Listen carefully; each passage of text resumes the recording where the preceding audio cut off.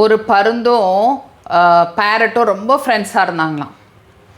இந்த பருந்து பாட்டுக்கு பெருசாக ஒன்றும் கண்டுக்காத அது பாட்டுக்கு இருக்குமா. ஸோ இந்த பேரட் போய் சொல்லியிருக்கு, உனக்கு பறக்க தெரியுமா தெரியாதா அப்படின்னு கேட்டிருக்கு. இந்த பருந்து சிரிச்சிட்டு ஒன்றுமே சொல்லியான். ஓ, உனக்கு பறக்க தெரியாது, அதனால தான் நீ பாட்டுக்கு சும்மா இருக்கியா, அப்படின்னா நான் வந்து உனக்கு பறக்க சொல்லித்தரேன்னு சொல்லிட்டு இந்த பேரட் என்ன பண்ணியிருக்கு, விதவிதமாக பறந்து காமிச்சிருக்கு. இப்படி போகுது அப்படி போகுது, ஒவ்வொரு நாளும் ஒவ்வொரு ஹைட்டுக்கு காமிச்சு அது காமிச்சிட்டே இருக்குது.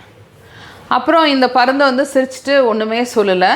அப்புறம் இன்னொரு தடவை வந்து இந்த பேரட்னு சொல்லிக்க, ஓகே நீ வந்து நான் பறக்கிறத நீ பார்த்துட்டு தானே இருக்க, நீ வா உன் கூட, உனக்கு வந்து நீ எப்படி பறக்கணும்னு சொல்லித்தரேன், நீ வா என் கூடன்னு கூப்பிடுது. ஸோ இது போனோடனே இந்த பருந்து என்ன பண்ணியிருக்கு, கம்முனு சும்மா இப்படி ரெக்கையை மட்டும் அடிச்சுட்டு உட்காந்துருக்கு. இந்த பேரட் வந்து இல்லை இப்படி அடின்னு சொன்னோடனே இந்த பருந்து வந்து என்ன பண்ணியிருக்கு, ஒரு ஃப்ளாப் அடிச்சோடனே டக்குன்னு டேக் ஆஃப் ஆகி ரொம்ப தூரம் போயிருச்சான்.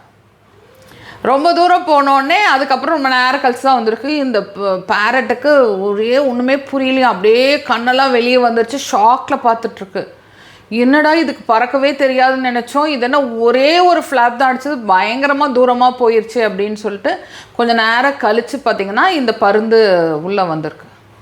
உள்ளே வந்தோன்னே கேட்டிருக்கு, உனக்கு வந்து நல்லா பறக்க தெரியல, நீ ஏன் என்கிட்ட சொல்லவே இல்லை அப்படின்னு கேட்டிருக்கு. பாரு, நான் வந்து எனக்கு நல்லா பறக்க தெரியும், நான் அப்படி பறப்பேன் இப்படி பறப்பேன்னு சொன்னால் நீ நம்புவியா?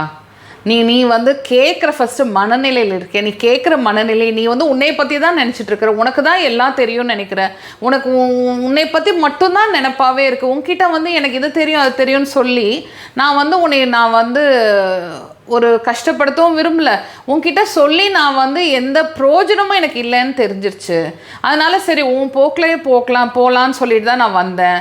ஆனால் என்னால் வந்து ஒரு இதில் வந்து மேலே போக முடியும்னு எனக்கு தெரியும், சரி கொஞ்ச நேரம் உன்னை விட்டு தான் பார்க்கலாமே நான் விட்டுட்டு இருந்தேன் அப்படின்னு அப்படியா. அதுக்கப்புறமே இந்த கிளி வந்து சொல்லிச்சா, ரொம்ப சாரி, உன்னோட பவரை நான் கவனிக்கல, நான் என்னை பற்றி மட்டுமே நினச்சிட்டு இருந்தேன், என்னோட டேலண்ட் பற்றி மட்டுமே நினச்சிட்டு இருந்தேன், எனக்கு எவ்வளோலாம் தெரியும்னு பற்றியே நினச்சிட்டு இருந்தேன், உன்னோட ஸ்ட்ரென்த்தை நான் கவனிக்கவே இல்லை அப்படின்னு சொல்லித்தேன்.